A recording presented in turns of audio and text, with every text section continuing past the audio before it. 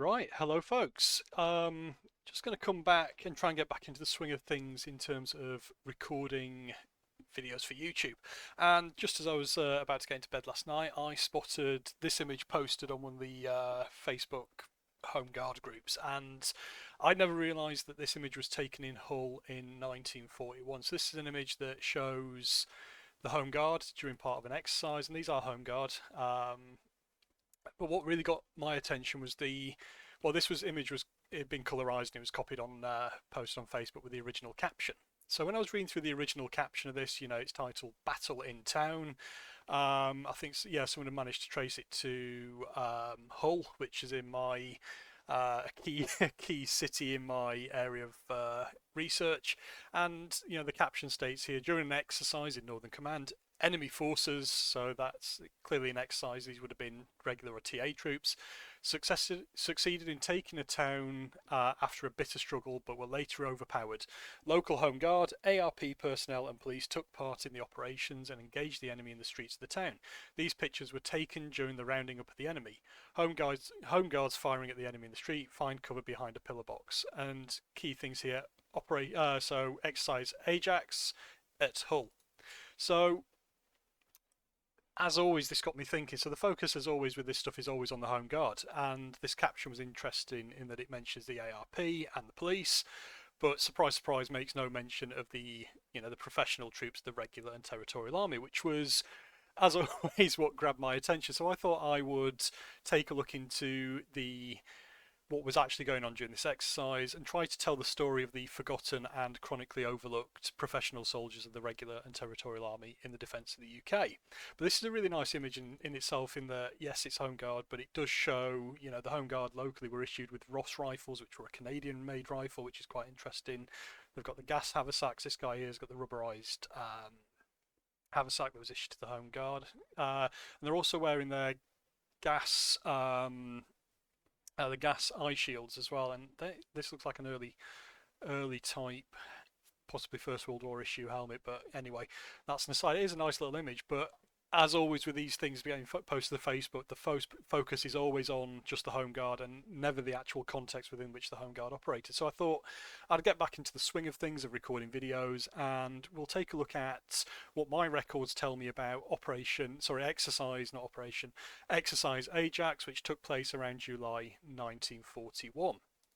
So let's start by breaking down the mythology, as always, that the Home Guard were the primary units of defence, especially when it comes to Hull. So what I thought I'd do is start by looking at the units that I know were defending Hull in 1940 and 41, and these units were primarily associated with the regular and territorial army.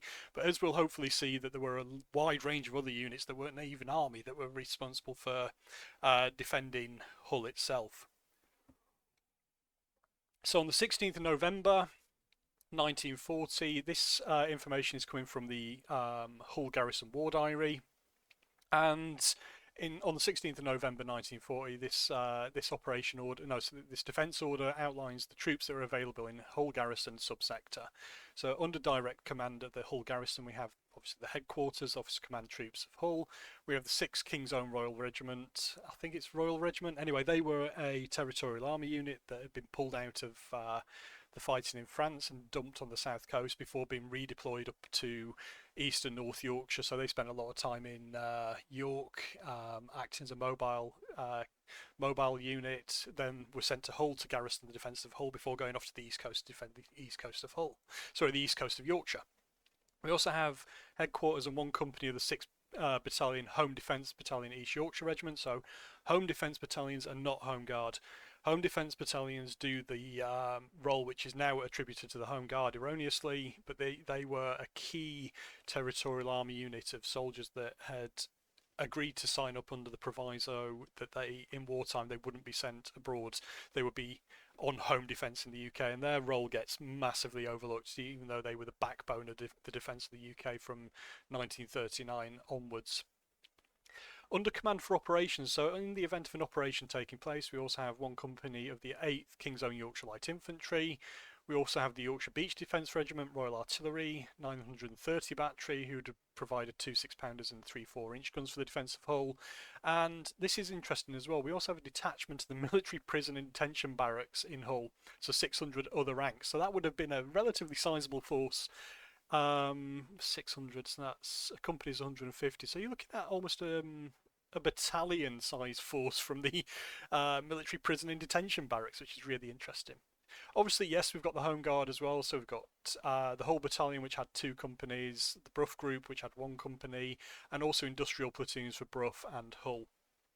So yes, the Home Guard were present and had some responsibility for defending Hull in the event of invasion, but they were by no means the primary force and were by no means the only force defending the area.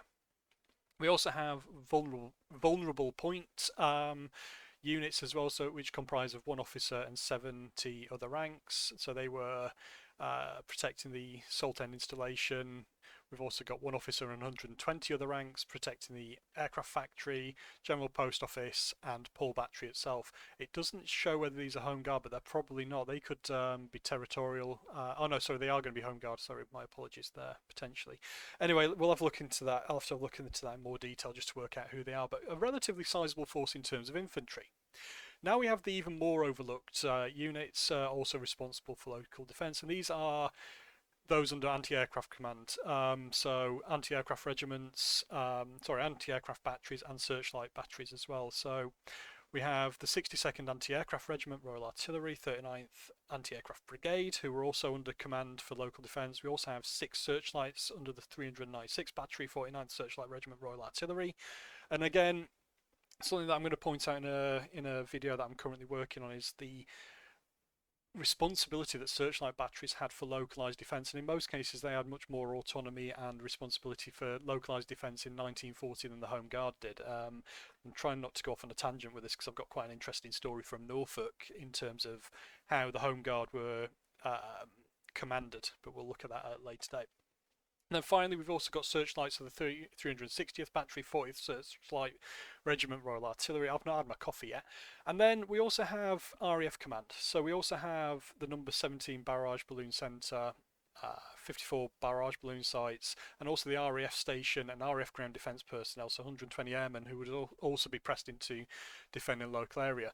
Another key unit that gets completely ignored are RAF ground defence personnel. For various reasons, it is often seen that the Home Guard defended airfields when in reality, as we'll see in a future video, they didn't. And only in very exceptional circumstances would Home Guard be incorporated into defensive schemes for airfields. But for various reasons, the Home Guard are now seen as units defending airfields when in reality they rarely did. But again, that's another myth I'll bust in the video I'm currently working on, which will come out later. So, these are kind of like the main units in November 1940 that were defending Hull. Over the intervening period between November 1940 and Exercise Ajax taking place in July 1941, we have various units rotating in and out of defending Hull itself. So on the 12th of February, we see the advance parties of the 14th Queen's Regiment and the 10th Battalion Hampshire Regiment arrive in Hull. So these advance parties would often be like a platoon or so, and they'd come out to do liaison, work out what was going on, and they would prepare for the follow-up troops arriving. So we can see that already in February they're preparing for 2 new battalions to come into Hull to defend it. We also have the 7th Worcesters who leave East Hull. So the 7th Worcesters are interesting because I think, February 41, they'd been deployed to defend around Spurn Point in over winter 1940, so they'd be frozen solid, and they were brought inland, and I think they were deployed down south in 1941. On the on the 23rd of February, I just kept this in, we also have a defence exercise go on with the 4th Infantry Brigade Corporation as the enemy, which so the 4th Infantry Brigade, I'm assuming, were the enemy during the exercise Ajax, but I can't find any information to corroborate that just yet. But again, this shows us that, you know, we had a rotation of units coming in and out of areas to defend them, and these weren't often local units. So on the 1st of March 1941, the 4th Infantry Brigade exercise begins, where they're acting as the enemy. And we also have an advanced party of the 720th General Construction Company Royal Engineers arrive in Hull, and the 9th Hampshires then come in as well, so another not very local unit, and they relieve the 14th Queens in Hull Garrison. So again, this constant movement of units, which is one of the reasons why no, I'm going to cover that in a future video. I won't go into that in much more detail. We also see the issue of Hull Garrison operation instructions. So operation instructions outline what's going to be done to defend a local area, and these are extremely detailed. They're very useful in terms of understanding how a local area was to be defended. But again, we see more units coming in, this time Royal Engineers and the 9th Hampshires coming in to relieve the 14th Queens.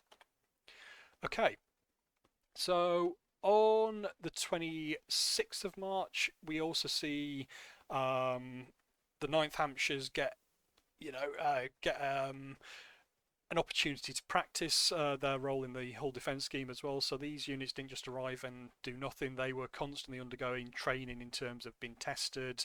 Exercises were held frequently to assess, especially in 1941. This is a key thing. So they didn't just hand over responsibilities to the Home Guard. The Home Guard would have to be assessed through exercises. They would then be given feedback and all this stuff, and they weren't just simply gone, right, there you go, you defend this area, off you go. There was a key. The military weren't bloody stupid. They were assessing how effective these units were and then deciding whether they would be Home Guard units would be given more autonomy and more responsibility, or whether the regulars and TAs would continue to keep their primary responsibility for local defence. So like I say, it's really interesting that the Hampshire's coming on the 1st of March at 2100 hours, and then a couple of days later they are then undergoing a practice of their role within the defensive scheme for Hull. Okay. So on the 17th of July, this is where, so zooming forward quite a bit, this is where we start to see preparations for exercise Ajax coming through. So on the 17th of July, the Chief Umpire of Northern Command, so this was a Northern Command exercise, which is, unfortunately, I haven't got the war diary for Northern Command for this period, and I was hoping that I'd be able to find the operation instructions for this, but unfortunately I don't have that diary just yet, but I will get it in the future. But I get enough information out of the Hull Garrison war diary. So on the 17th of July, the Chief Umpire for Northern Command, who was Chief Umpire for Exercise Ajax, calls and puts Commander of Hull Garrison into the picture. So the Hull Garrison commander gets a briefing, and this is where the ball starts rolling when it comes to Exercise Ajax taking place, so a few days before it actually commences. The next day, the commander of the Hull Garrison carries out a recce with the officer commanding the 5th Field Company Royal Engineers, who's the city engineer for the military, and it was agreed that the military would be responsible for clearing the main roads east of the River Hull. So there's been a lot of air raids going on, as we'll see. We also see that the regulars and TAs and the Royal Engineers are continuing to provide the civil defence, so the ARP and other civil defence forces support. And the garrison commander makes this assessment that he saw no reason why the Northern Command exercise should not take place if no further raids of the following 2 nights, on the following 2 nights. And if needs be, he could recall the military after the exercise when various demolitions would have to take place and more clearance of the city to keep the roads open. The city engineer and Lord Mayor agreed and thought it would be a great pity if the opportunity of some civil services working with the military in an exercise of this nature was lost, which is one of the reasons why the ARP and the police get mentioned in that caption of the image. BGS, can't remember what that means. Northern Command was present at this meeting and decided the exercise should take place on the 20th. So there's a lot of to and fro between various organisations to decide whether this exercise should take place. And the key thing here to point out is that Hull was under active bombardment by the Luftwaffe at this time. So this was very much an active area. There were active air raids going on, but it was still deemed necessary to undertake this exercise. So we know it's going to take place on the 20th, but preparations and Stand 2 gets issued on the 19th of July. So Ajax exercise at 0630 hours, Stand 2 is received. So that tells the troops they're going to be involved in the exercise that they are to occupy their positions. Work on clearance and clearing rubble is still going on. Action stations for Ajax received at 12:20 hours. Army commander called Hull Garrison headquarters, visited eastern area of Hull, instructed the commanders Hull Garrison to keep exercise headquarters. Northern Command informed if air raids take place during the night. So the proviso was the exercise wouldn't take place if air raids continue. So on the 20th of July, we finally get the Home Guard actually doing something. So the Home Guard are called into position at 0500 hours, and we'll look at this diary of events later. The exercise continues into the 21st of July. The 9th Hampshires are out of action as far as Ajax is concerned and put at the disposal of Hull Garrison for air raid assistance. So the 9th Battalion of the Hampshire Regiment are actually pulled out of the exercise to provide air raid assistance.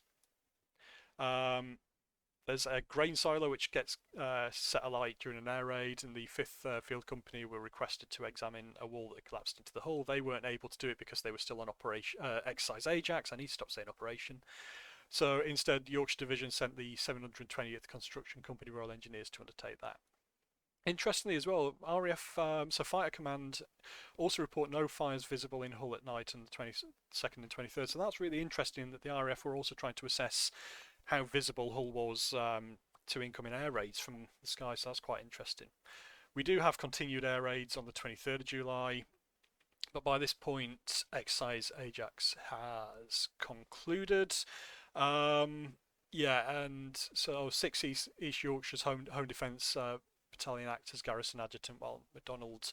Anyway, so the Commander Hull Garrison attends the Umpires Conference in York for exercise Ajax. So when these exercises took place, they didn't just happen and that was it. There was a key responsibility for those involved to learn from what they undertook during Ajax in this size and in this case and during an exercise. And there was a key thing of compiling information. So there was a conference held. The commander of the Hull Garrison went off to that in York to discuss the findings from the exercise. So the commander on the 25th of July, the commander Hull Garrison attended the Army Commanders Conference for exercise Ajax in York. Various other bits and pieces happened.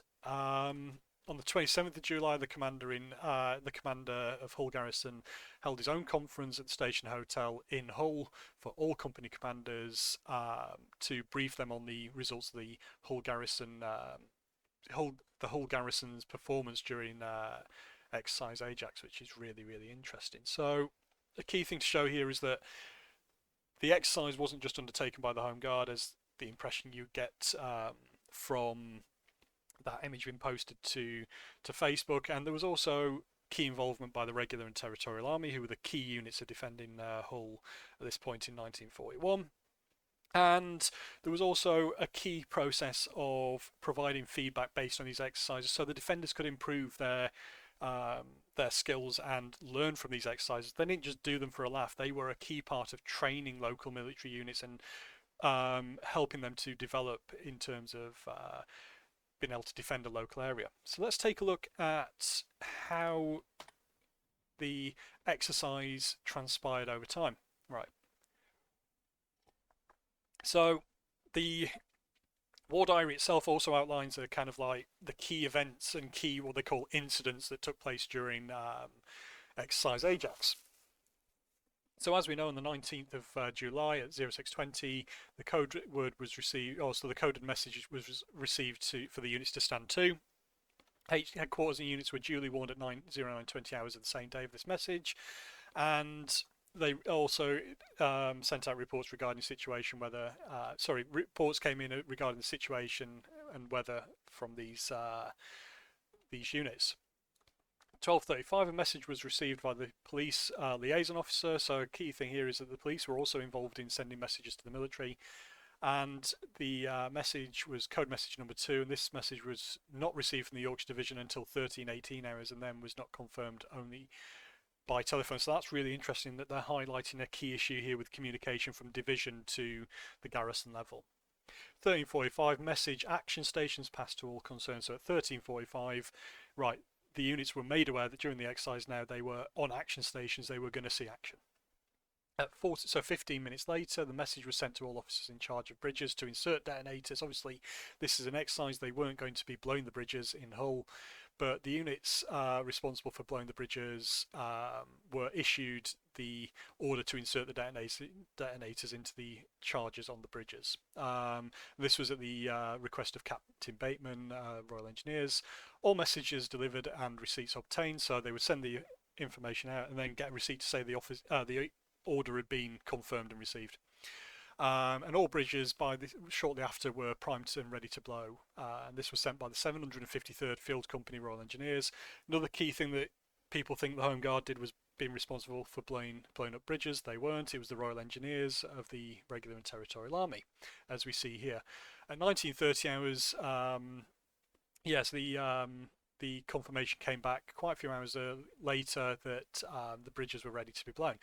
The bridges were then in the hands of the officers concerned, and an acknowledgement from the 753rd Field Company Royal Engineers was received at 21:49 hours. So you can see this is really interesting. That this is a completely other topic, but this shows how long it would take for them to prepare bridges to be blown. And a lot of cases, these bridges had already been rigged with explosives, but the detonators hadn't been put in to render them safe.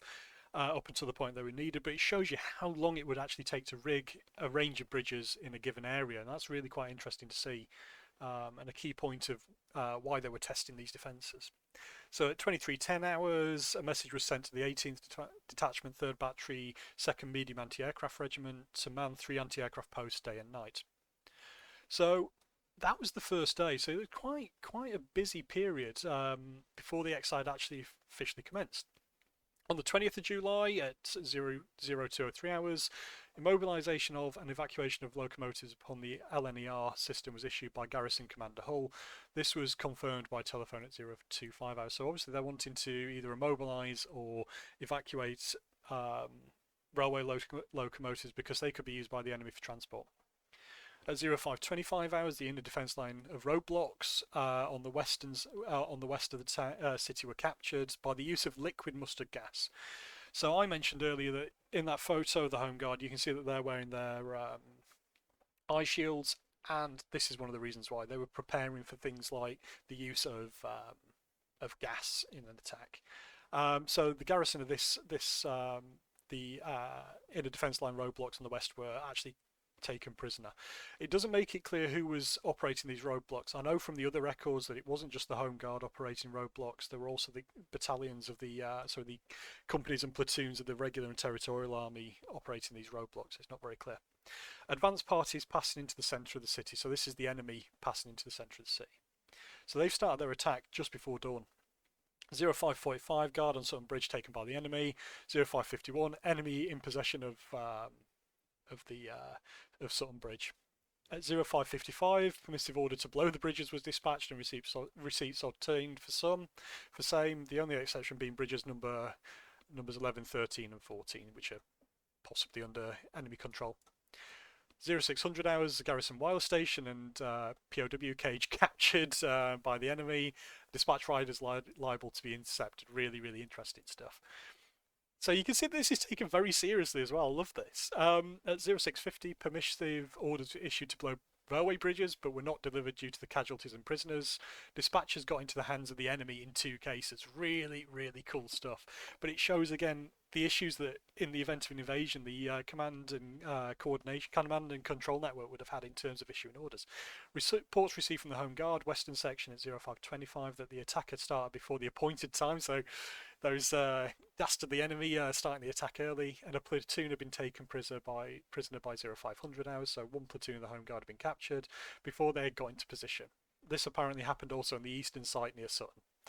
The city was infested with saboteurs and parachutists, and the Guildhall and post office was taken, retaken, and taken again before 0800 hours. Absolutely brilliant. At 0700 hours, a message came in calling out all immobilisation personnel, and that was broadcast on the the broadcast relay system. Interesting. And again at 0900 hours, and simultaneously was posted up on air raid warden posts, police stations, and post offices. So this gives an insight into how orders were also to be issued in terms of immobilisation. So immobilisation of vehicles and petrol pumps and things, again, not just done by the Home Guard, the regulars and TAs and various others, and the RAF were doing this as well. By 9:30, immobilisation stage 3 had passed to electricity department and confirmed immobilisation liaison officer had been dispatched. So there's a lot of back and forth in terms of orders. 10 hours, first report of refugees leaving the city by the Cottingham Road West. So a key concern in terms of military defence was keeping the road and rail network, keeping the road network open and making sure it wasn't clogged by refugees leaving a given area. 1000 hours, first reports about the bridges which had been blown and those which had not. It appears that a number of bridges had fallen into enemy hands, which should not have they should not have done had the initiative been taken by the officer in command. First report of enemy captured by Home Guard at 10, and then again another order here. Reports came in giving positions and state of battle, which consisted of widespread skirmishes between Home Guard and the enemy. I'm assuming the enemy were played by the 4th Brigade, I think it was, who had undertaken an exercise earlier, but unfortunately it doesn't confirm this, but undoubtedly it would have been a regular OTA unit acting as the enemy. Docks were now held strongly by the enemy. That's not very good at all, is it? But then, again later on the 20th of July, the police report all movements of civilian vehicles and stopped. So the police have actually taken action to stop the movement of civilian refugees trying to leave the area, which was a key part of the police being incorporated into local defence, which is something I want to look at later. Just over an hour later, the Home Guard have small local successes in mopping up the West Docks and occupying roadblocks. So interestingly enough, the Home Guard in this case in July 1941 did have some responsibility for local counterattack, which is not particularly common, but as you're coming in towards the end of 1941, this is a role that the Home Guard would have been assessed and allotted, but much later than many people realise. Then here's a key point. So here come the regulars and the Territorial Army to save the day. At 18:15 hours, the 10th Royal Tank Regiment arrived in Hull, and by 17:30 they were in position on the Holderness Drain with 6th Company East Yorkshire Regiment. So these were the home defence battalion of the Territorial Army, joined by a 10th battalion. Sorry, I can't remember what it was. The 10th Royal Tank Regiment. So interestingly, the Home Defence Battalion had also survived the attacks. All bridges south of Headham Road demolished, latter strongly held by enemy. At 2200 hours, the Home Guard are stood down. This doesn't mean the fighting had ended. As we'll see on the 21st, the 10th Royal Tank Regiment continued to mop up enemy detachment in the city well into the early hours of the morning, and the enemy withdrew towards Headham, leaving a small delaying party until 0900 hours. At 0850 hours, the number 1 Recce Battalion arrived at Sutton, and then at 1500 hours, the 10th Royal Tank Regiment withdraw from the command Hull Garrison. Salt End, only part of Garrison area, remaining in enemy hands. So we can see here as well that there were a lot of issues in terms of defending Hull. The Home Guard were actually quite well organised in terms of helping to contain enemy forces and to start to mopping them up. But it wasn't until the inland mobile force comprising of the 10th Royal Tank Regiment, supported by a company of the Home Defence Battalion of the East Yorkshire 6th Battalion East Yorkshire Regiment, actually were able to overthrow the enemy that had taken a hold and force them out of the city of Hull, which is really, really interesting. And then on the July 22nd at 40 minutes after midnight, negative Ajax received. So that means that's the exercise concluded. So really, really interesting stuff. I absolutely love these exercise reports because they give such a great insight into what could have happened in the event of invasion, but also show the key things that I want to get across, in that the Home Guard weren't the only units of defence. Defence was much widely undertaken by more units than many people realise. And after seeing this one photo posted to Facebook, hopefully this gives a bit more insight into what the Home Guard were doing, what was going on in this case during Exercise Ajax, and hopefully shows you that the defence of a local area wasn't just the Home Guard. It was undertaken primarily by the regulars and TAs, especially into 1941. So hopefully this has put the Home Guard into context and put this one photo into its much wider context as well, and giving you a bit of a better insight into what was going on, and also shows you the importance of using original documents to properly investigate what was actually going on in a local area. So I hope that's been useful. As always, thank you for watching, and I'll catch you later. Goodbye.